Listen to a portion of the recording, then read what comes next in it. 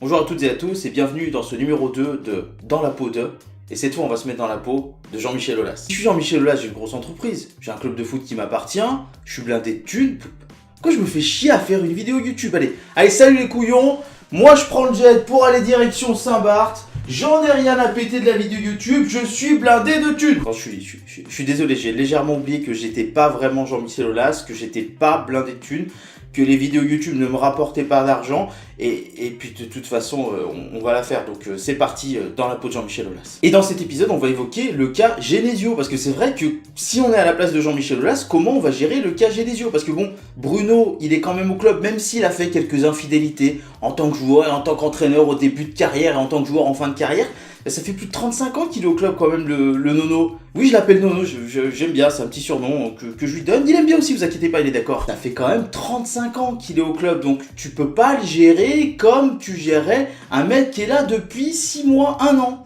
Donc il faut y faire attention, mais après, honnêtement, Genesio, tu peux pas vraiment le garder comme coach, parce que par rapport à l'année dernière, bon, Lyon va finir normalement 4ème de Ligue 1. Je dis bien normalement, parce qu'ils peuvent se faire rattraper par Rennes, par Nantes, enfin, il y a des équipes comme ça qui peuvent, donc il faut faire attention quand même. Donc 4ème de Ligue 1, bah, c'est comme l'année dernière en fait. Et puis ben, Lyon est toujours qualifié, là ils sont en 8ème de finale de Ligue Europa, et l'année dernière, bah, ils ont fait une demi-finale de Ligue Europa. Et puis cette année, le projet c'est d'aller jusqu'en finale, parce que la finale a lieu au Parc OL, enfin, au Groupama Stadium, hein.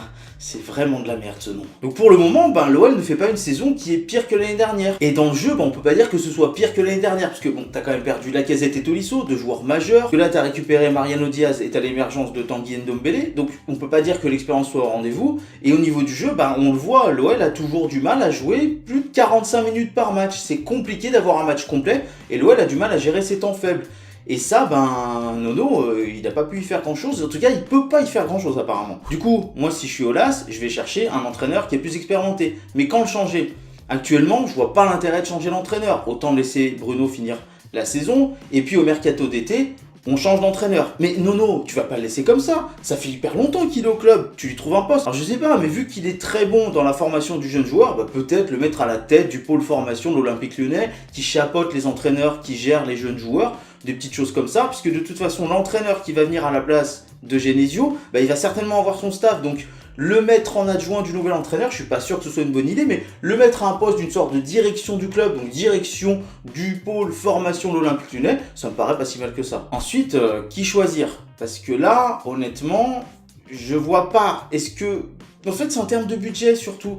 Est-ce que tu vas mettre du budget dans les joueurs? Alors, les mercatos de l'OL ont été réussis. Le mercato de l'été dernier de l'Olympique Lyonnais a été réussi en dehors du départ de Mamania, que j'ai toujours là en travers de la gorge, mais bon, ça arrive, les erreurs, ça arrive. On a bien fait de garder Diakabi en troisième défenseur central, on le voit, hein, il assure techniquement au niveau du placement. Mamania, tu me manques, reviens à la maison. Au-delà de ça, il va falloir se décider pour Jean-Michel Aulas, quel budget on octroie à un entraîneur. Et moi, je mettrai le paquet. Moi, je mettrai le paquet pour avoir le meilleur entraîneur possible. Et j'ai 3 noms qui ressortent. Thomas Tuchel, Laurent Blanc et Lucien Favre.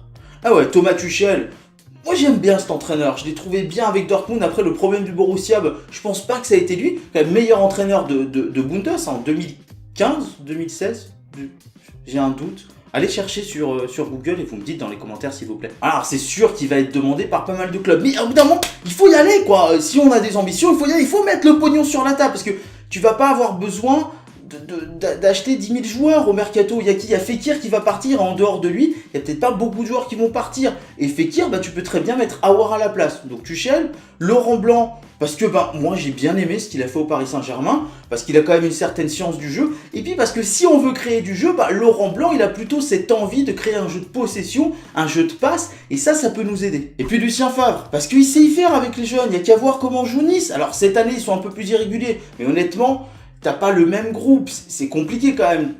T'es placé là où tu dois être, puisque t'es dans le top 10 de Ligue 1, et tu fais des plutôt bonnes performances, et en Ligue Europa, tu t'en es plutôt bien sorti, même si tu as manqué dans la finition, dans le réalisme. Donc Lucien Favre, ça peut être pas mal, j'aime bien son calme, j'aime bien sa manière de gérer, et puis ça propose du jeu. Donc voilà, pour moi, si j'étais Jean-Michel Aulas, la gestion du cas Genesio, ce serait lui laisser finir l'année. Peu importe ce qui se passe en Europa League en 8ème de finale, laissons-lui finir son année, parce que de toute façon, ça va pas changer grand-chose d'amener un nouvel entraîneur aujourd'hui. et je mettrai le paquet, les bifetons sur la table pour un entraîneur parce que de toute façon, je vais pas dépenser énorme parce que la Champions League n'est pas au rendez-vous, donc je vais pas signer des gros noms et dans tous les cas, je pense que je vais conserver la majorité de mon groupe.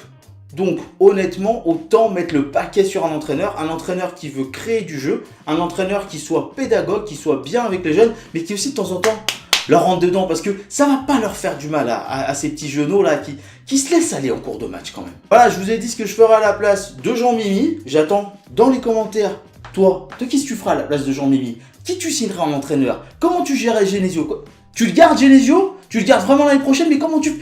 Dis-moi dans les commentaires ce que tu fais à la place de Jean-Mimi pour le poste de Nono quoi. Si la vidéo vous a plu, le pouce, le partage bien évidemment. Et je vous rappelle qu'on se retrouve 2 fois par semaine en live. Le lundi, 18h30, 20h, avec Typhoon, avec Corentin. Et là, il y a un programme, il y a un planning, il y a des sujets. Et puis le mercredi, libre antenne, où tu peux venir t'exprimer, poser les questions que tu veux. Et puis, invite les gens à s'abonner. Puis abonne-toi toi aussi, parce que je le vois, t'es peut-être pas abonné. Qu'on soit de plus en plus nombreux et que mon foot à moi devienne notre foot à nous.